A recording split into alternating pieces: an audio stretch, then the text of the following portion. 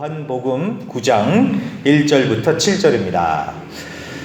네, 찾으셨으면 제가 봉독해 올리겠습니다. 요한복음 9장 1절부터 7절. 예수께서 길을 가실 때에 날때부터 맹인된 사람을 보신지라 제자들이 물어 이르되 랍비여, 이 사람이 맹인으로 난 것이 누구의 죄로 인함이니까? 자기이니까 그의 부모이니까? 예수께서 대답하시되 이 사람이나 그 부모의 죄로 인한 것이 아니라 그에게서 하나님이 하시는 일을 나타내고자 하심이라. 때가 아직 낮음에 나를 보내신 이의 일을 우리가 하여야 하리라. 밤이 오리니 그때는 아무도 일할 수 없느니라. 내가 세상에 있는 동안에는 세상의 빛이로라. 이 말씀을 하시고 땅에 침을 뱉어 진흙을 이겨 그의 눈에 바르시고 이르시되 실로암 못에 가서 씻으라 하시니, 실로암은 번역하면 보냄을 받았다는 뜻이라. 이에 가서 씻고 밝은 눈으로 왔더라. 아멘. 자, 요한복음 18번째 시간입니다. 실로암이라는 제목으로 오늘 본 말씀 증거하도록 하겠습니다. 자, 먼저 지난주 복습을 해야 되겠죠? 자, 지난주에 우리가 예수님은 세상의 빛이시다라는 말씀을 봤습니다. 예수님이야말로 정말 진정한 그저 빛이시죠. 예수님은 빛이십니다. 자, 오늘은요, 그 말씀에 이어지는 내용입니다. 그래서 오늘 말씀을 잘 보시면은 예수님께서 한 맹인을 고쳐주셨구나 라고 아주 은혜스럽게 우리가 받아들일 수도 있겠지만, 말씀을 잘 보면은요, 실상은 그 고쳐주시는 이야기는 사건의 발단이고요, 그 일로 인해서 벌어지는 이야기가 핵심입니다. 그래서 우리가 7절까지만 읽었지만 9장 전체를 다 보도록 하겠습니다. 자, 그러면 이제 오늘 말씀을 들어가는데요. 자, 미리 말씀드렸듯이 오늘 설교 제목은 실로암입니다. 실로암. 제가 유튜브에 실로암이라고 검색을 해보니까요, 아주 재밌는 영상이 뜨더라고요. 준비가 됐습니까? 네, 한번 띄워주세요.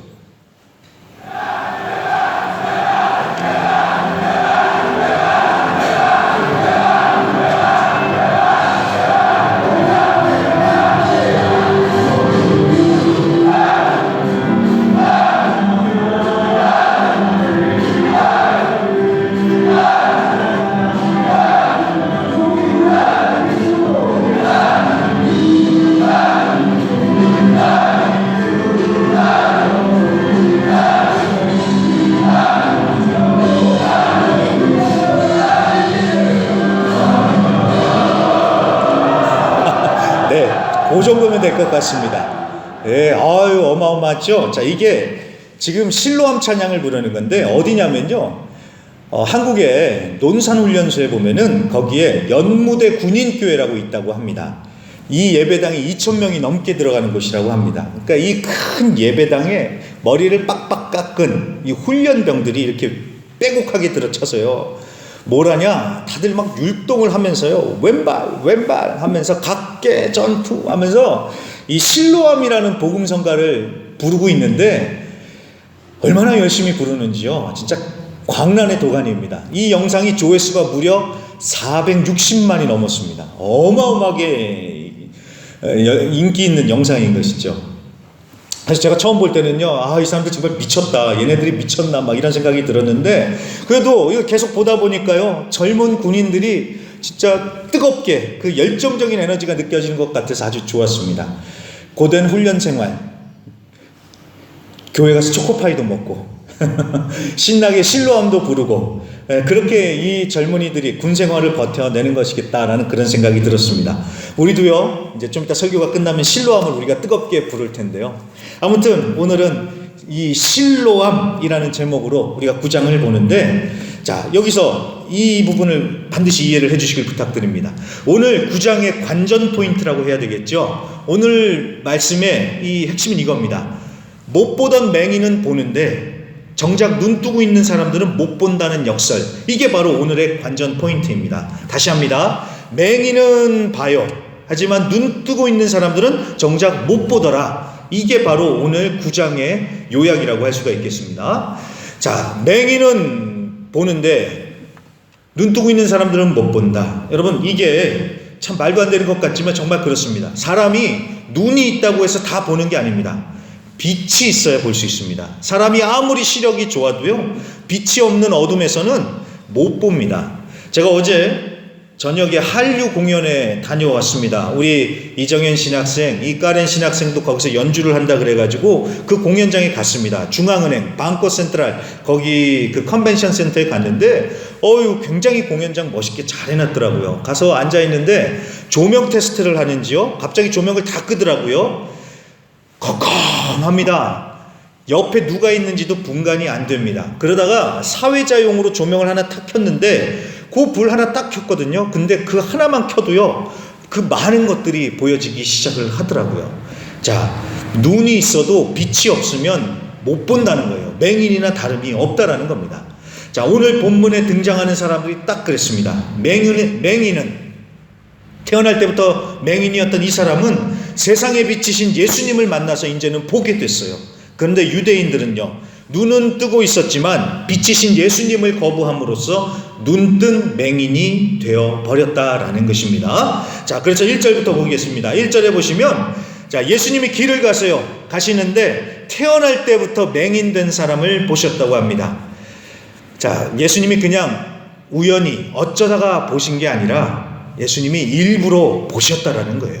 근데 여기서 여러분, 보신지라라는 말이 헬라어로 에이덴이라는 말인데, 이 에이덴이라는 말이 보다라는 뜻 말고도 알다, 이해하다라는 그런 뜻도 있다고 합니다. 그래서 그렇게 생각을 해보면 이 예수님의 이 작은 행동 하나가 얼마나 큰 은혜가 되는지 모릅니다. 자, 태어날 때부터 눈이 멀었어요. 그래서 구걸이나 하는 이 맹인을 누가 쳐다보고 관심이나 가져주겠습니까? 이 맹인이 맨날 똑같은 자리에서 구걸을 하고 있어도 아무도 몰랐을 거예요. 그런 사람이 거기 있었냐고 할 정도로 사람들은 무관심하고 눈길 한번 주지 않았을 겁니다. 그런데 예수님은 달랐죠. 예수님은 그 맹인을 봐주시고 그 사람의 마음을 알고 이해하시면서 가까이 다가가 주십니다. 이게 은혜죠. 근데 이 맹인만 그렇게 하셨을까요? 아니요. 우리에게도 똑같이 예수님은 해 주셨습니다.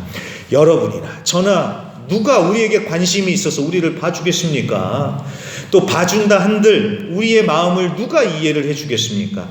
여러분, 가족들끼리도 그렇지 않습니까? 매일 같이 살아도 가족들이라고 내 마음을 알아주는 게 아니잖아요. 그런데 예수님은 내 마음의 깊은 곳까지 알고 이해하면서 다가와 주셨다는 겁니다. 그래서 여러분, 사람들이 몰라준다고 낙심하거나 시험에 들지 마시고요.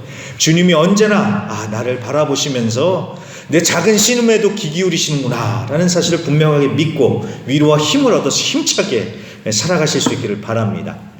자, 그렇게 해서 예수님이 은혜의 눈길로 그 맹인을 바라보시는데 2절에 보시면 제자들은 뭐라고 말합니까? 2절, 제자들이 물어 이르되 랍비여, 이 사람이 맹인으로 난 것이 누구의 죄로 인함이니까?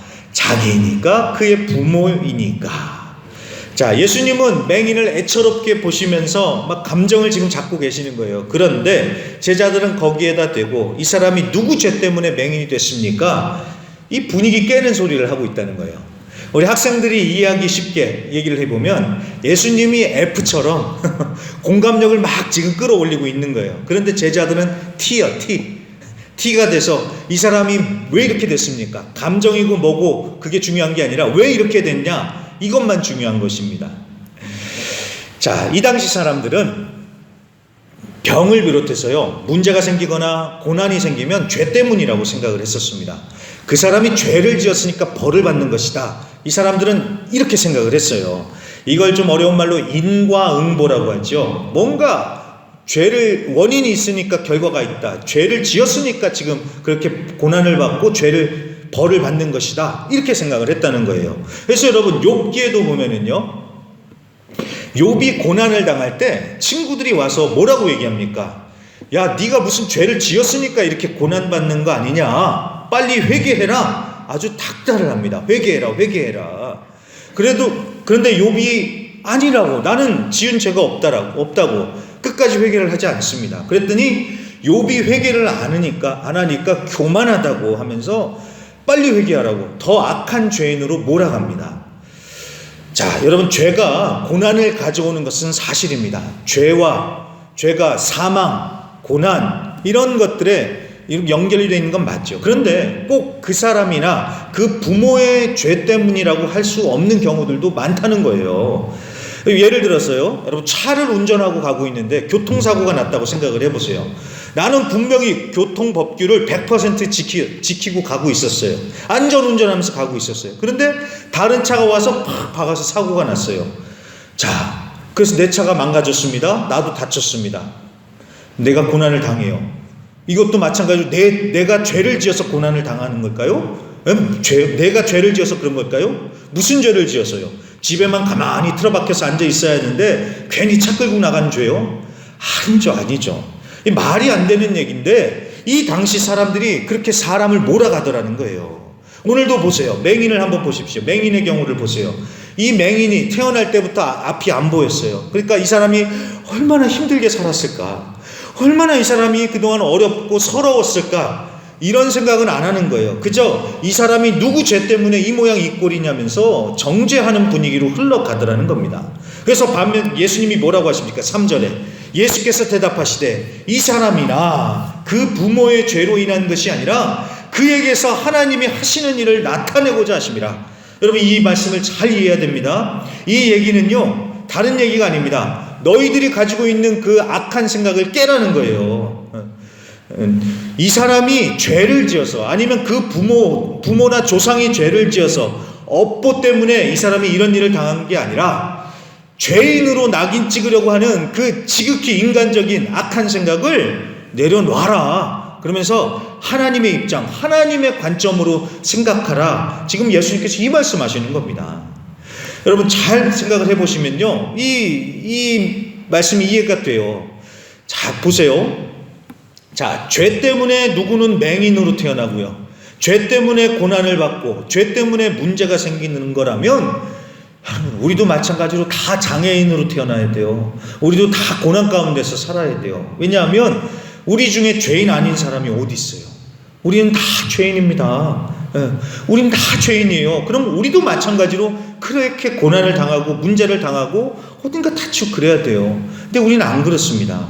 안 그래요. 그러면 하나님 감사합니다 하면서 그냥 그렇게 살면 돼요. 그런데 문제는 나는 안 그런데 너는 그런다. 그러니까 너는 뭔가 죄가 있으니까 그런 거 아니냐라면서 나는 아니라는 식으로 깨끗한 척하고 다른 사람들을 정죄하는 그 악한 심보를 지금 예수님께서 아주 전곡을 찌르시면서 말씀을 하시는 거예요.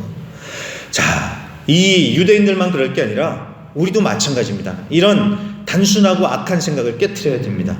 우리도 얼마나 쉽게 그런 생각을 합니까? 누가 잘못됐어요. 누가 안 됐어요. 그러면 뭔가 잘못을 했으니까 그런 일이 생겼겠지. 아니 땐 굴뚝에 연기 나겠냐. 이런 식으로 우리도 몰아가기가 얼마나 쉽습니까? 진짜 그 사람이 뭔가 잘못했다면 회개를 권해야죠. 그러면서 위에서 기도해야죠. 그러면서 이런 상황을 통해서 이제 하나님께서 하실 일을 기대하게 해야죠. 이런 상황을 통해서 하나님께서 또 뭔가를 하시려고 그러시겠지. 힘내봅시다. 일어나십시오.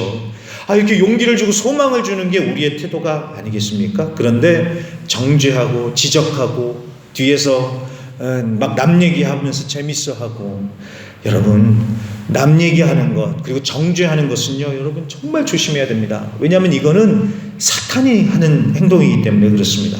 데릭 프린스라는 목사님이 이렇게 얘기를 하시더라고요. 크리스천의 가장 큰 적이자 사탄이 사용하는 가장 무서운 도구는 정죄다. 여러분 정죄는 사탄이 하는 것입니다. 참소한다고 하죠. 사탄은요 계속 죄를 들춰내면서 고발하는 거예요. 너 이거 잘못했다. 너 이거 잘못했다. 하나님 앞에서 가서 계속 얘기하는 거예요. 얘가 이 잘못했습니다. 이 죄를 지었습니다. 계속 정죄하는 거예요. 이게 사탄이 하는 일이에요. 사탄. 다른 사람 정죄하고 그 흉보고 이러는 것은 다 사탄이 하는 것과 똑같은 짓이다라는 겁니다. 근데 예수님은 안 그렇죠. 예수님은 회개로 이끄십니다. 용서하십니다. 그리고 다시 기회를 주셔서 일어나게 하십니다. 자, 우리도 이런 예수님을 본받아서 살아가는 자들이 되기를 힘쓰는 자들이 되어야겠습니다. 자, 계속해서 우리 이제 실로암에 대한 얘기를 하겠습니다. 6절에 보시면 예수님은 내가 세상의 빛이다 라고 그렇게 말씀하신 다음에 6절 이제 맹인을 고쳐주십니다. 그런데 예수님이 말씀으로만 뿅 하고 고쳐주실 수도 있겠죠. 그런데 그럼에도 불구하고 복잡한 과정을 거치십니다. 일단 땅에 침을 뱉으세요. 침을 퇴하고 뱉으시고 그 다음에 진흙을 그러니까 진흙을 반죽을 하시는 거예요. 그러더니만 그걸 가지고 맹인의 눈에 이렇게 싹 바르십니다. 아이고 지저분하지요, 더럽지요. 또 왜 이렇게 하시나? 도대체 이게 무슨 의미일까요? 자, 눈병이 나면 침이나 진흙을 바르면 도움이 되니까 똑같이 해라, 이 얘기가 아니죠. 물론 침이나 진흙도 유용하게 쓰일 때가 있습니다. 하지만 여러분, 침이나 진흙 자체가 능력이 있는 게 아니라 누가 능력이 있는 겁니까? 예수님이 능력이 있는 것이죠. 예수님께로부터 치유의 능력, 새롭게 하는 능력이 나오는 것이죠. 자, 바로 그 얘기입니다. 여기서 예수님께서 침을 뱉어서 흙을 이렇게 반죽을 해서 반죽을 했다는 것은요, 예수님께서 창조주이시다, 창조주 하나님이시다라는 그 얘기를 하는 겁니다. 이게 무슨 얘기냐? 여러분, 창세기에 보면은 하나님께서 사람을 만드실 때 어떻게 만드십니까? 흙을 빚어서 사람을 만드시죠? 바로 그거예요. 바로 그겁니다. 예수님께서 지금 그거 보여주시는 거예요. 예수님도 침을 뱉었어요. 흙을 반죽을 해서 이렇게 발라주듯이 예수님도 하나님으로서 새 창조를 하시는 분이라는 것을 이걸 통해서 보여주시는 거예요. 그래서 여러분, 눈 아프다고 침 바르고 진흙만 바를 게 아니라 창조주이시면서 치료자이신 예수님을 믿고 바라봐야 됩니다. 예수님 바라봐야 되는 거예요. 그런데 말씀 또 보시면요, 침과 진흙만 발랐다고 끝나는 게 아니었습니다. 7절 보세요. 예수님은 이제 맹인한테 그렇게 얘기를 합니다. 너는 가서 실로암 못에 가서 이제 씻어라. 드디어 이제 실로암이 나옵니다. 실로암에 가서 좀 씻어라, 이렇게 말씀을 하십니다. 자, 실로암은 성 안에 만들어 놓은 연못, 호수입니다. 근데 거기 가서 씻으라는 거예요. 저 같으면 그랬을 것 같아요. 예수님 이미 12번도 더 가서 씻었습니다. 근데 뭘 또 씻습니까? 이렇게 할 것 같은데, 이 맹인은 어떻게 합니까? 순종하지요. 그래서 실로암에 가서 씻으니까 그제서야 밝은 눈으로 왔다라고 그렇게 말씀합니다. 순종입니다. 순종. 여러분, 순종할 때 주님의 능력, 주님의 역사가 나타납니다. 순종해야 돼요. 순종. 그런데 이 실로암 얘기도 마찬가지입니다. 맹인이 실로암에 가서 씻고 오니까 나았다, 눈이 밝았다. 그러니까 우리도 실로암에 가서 씻으면 병고침도 받고 회복된다. 여러분, 이 얘기가 아닙니다. 이 얘기가 아니에요. 만약에 실로암에 가서 씻었으니까 우리도 실로암에 가자, 실로암이 뭔가 신통방통하다, 그러면 막 난리가 났겠죠. 막 사람들이 다 실로암에 몰려들어가지고 한 번이라도 씻으려고 그랬겠죠. 그러면 대번 당국에서 거기에 조치를 취해가지고 입장료를 받거나 대기표 아니면 뚜르노 받으라고 해가지고 한 명씩 들여보내든지, 또 그 와중에 분명히 그런 사람들도 있을 거예요. 딱 거기 물을 떠와가지고 이게 실로암 성수다라고 하면서 이거를 사십시오. 예수님이 보증한 그 성수, 이것만 사서 아픈데 발라봐. 그러면 한 방에 낫는, 이렇게 장사하는 사람들도 있겠죠. 근데 그런 일은 안 일어났습니다. 왜요? 실로암이라는 연못 자체가 능력이 있는 게 아니니까요. 회복과 치유의 능력이 어디서 나옵니까? 예수님. 자, 실로암은 바로 그 얘기를 하는 겁니다. 예수님이 바로 실로암이시다라는 지금 그 얘기를 하는 겁니다. 그래서 여러분 7절을 다시 보시면요, 거기에 보면은 실로암 못에 가서 씻으라 하시니, 실로암은 번역하면 보냄을 받았다는 뜻이라고 하죠. 보냄을 받았다. 실로암은 보냄을 받았다라는 뜻입니다. 자, 이게 무슨 뜻인가 하면요, 이 실로암 연못은 자연적으로 생겨난 연못이 아니라 사람이 이렇게 파서 만들어 놓은 연못입니다. 사람이 팠으니 뭔가 물을 공급 끌어와야 되잖아요. 그래서 저 성 밖에 있는 기혼이라는 샘에서 물을 보내줘서 이 실로암 못이 생겨난 겁니다. 물을 거기서 보내줘서 이 실로암이 생긴 거예요. 그러니까 그래서 물을 거기서 보내줬다고 해서 실로암, 보냄을 받았다라는 뜻인데, 자, 보시면 지금까지 요한복음 우리가 쭉 봐서 알겠지만, 자, 요한복음에서 계속 예수님이 당신에 대해서 하시는 얘기가 뭡니까? 예수님은 하나님께로부터 보냄을 받았다라고 그렇게 말씀을 하죠. 그래서 나는 하나님 아버지께서 보내서 왔다고, 그래서 아버지가 시키는 대로 한다고, 예수님을 하나님께로부터 보냄을 받은 자라고 그렇게 말씀하시죠. 자, 이러면 이제 다 힌트가 나온 거예요. 실로암, 보냄을 받았다라는 뜻. 자, 그래서 이 실로암은 결국 누구를 얘기하려고 하는 겁니까? 바로 예수님 얘기하는 거예요. 예수님. 하나님께로부터 보냄을 받으신 예수님. 그래서 예수님은 세상의 빛이요, 그 예수님을 영접하고 따르는 자들은 눈이 밝아지면서 더 이상 어둠에 다니지 않고 빛 가운데 걸어간다고 오늘 실로암이 그 얘기를 하는 겁니다. 그래서 오늘 맹인이 체험한 게 그거죠. 이 맹인이 실로암이신 예수님을 만나서 이제 보게 되면서 완전히 다른 인생을 살게 됐습니다. 제가 앞서도 분명히 말씀드렸습니다. 눈이 있다고 해서 다 보는 게 아닙니다. 빛이 있어야 제대로 볼 수 있습니다. 인생도 사는 것도 마찬가지입니다. 그냥 먹고 산다고 해서 사는 게 다가 아니죠. 예수님의 빛이 들어와야 진짜 사는 인생이 되는 겁니다. 그래서 오늘 예수님은요, 단지 맹인의 눈을 뜨게 해주신 것만이 전부가 아니라 이 사람이 진짜 인생을 살아가도록 그 인생 가운데 빛을 비춰주신 그런 얘기가 나오고 있는 겁니다. 자, 여기까지가 이제 7절의 이야기인데 굉장히 여기까지는 놀랍고 재밌고 감동적이고 훈훈해요. 그런데 이제 8절부터는 양상이 완전히 바뀝니다. 분위기가 달라집니다. 맹인이 고침을 받았어요. 그리고 다시 보게 됐어요. 그랬더니 사람들이 어떻게 반응을 하는 줄 아십니까? 야, 그 맹인이 고침받았다고? 잘 됐네, 잘 됐어. 우리도 이제 그럼 예수 믿자. 이렇게 얘기를 해야 될 거 아니에요. 그런데 그렇게 안 합니다. 자, 13절부터 보면은요, 제가 시간상 읽지는 않겠습니다. 이 사람들은요, 유대인들은 고침받는 건 안중에도 없어요. 이 예수가 또 안식일법을 어겼구나 하면서 또 예수님의 꼬투리를 잡는 거예요. 왜냐하면 이 사람들은 안식일에는 일을 하면 안 되는데 예수님께서 진흙을 이렇게 반죽을 하셨다 그랬잖아요. 이 반죽을 하는 행위가 안식일의 법도에 어긋나는 것이거든요. 그래서 예수님이 또 안식일의 법을 어겼다고 막 지금 잡아먹으려고 막 득달같이 달라드는 겁니다. 여러분 보시면 이게 얼마나 어리석고 악합니까? 아니, 사람이 고침을 받았어요. 그래서 눈을 떴어요. 이걸 기뻐해야지 법 어겼다고 지금 막 이러고 있으니 얼마나 악한 사람들입니까? 그런데 더 심한 것은요, 그 다음입니다.